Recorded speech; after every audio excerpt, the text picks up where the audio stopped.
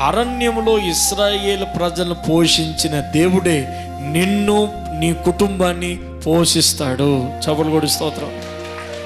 అది నువ్వు గుర్తుపెట్టుకోవాలి. ఆ ప్రజలకి ఏమీ తక్కువ కాలేదు. తినడానికి తిండి తక్కువ కాలేదు, తాగడానికి నీళ్లు తక్కువ కాలేదు.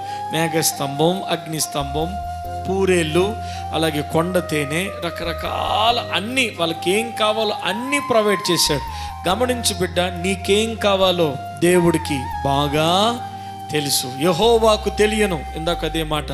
దేవుడికి నువ్వు అడగకముందే నీకేం కావాలో దేవుడికి బాగా తెలియను. నీకేమి సిద్ధపాటు చెయ్యాలో, నిన్ను ఎక్కడ నిలబెట్టాలో, ఏ శత్రువుకి దొరకకుండా నిన్ను ఎలా కాపాడాలో, కాడాంధకార లోయలో పంపించేవాడు ఆయనే, అందులో నుంచి క్షేమంగా బయటికి తీసుకొచ్చేవాడు, పరిశోధించేవాడు ఆయనే, పరిశీలించేవాడు ఆయనే, బహుమానం ఇచ్చేవాడు ఆయనే, వస్త్రములు ఇచ్చేవాడు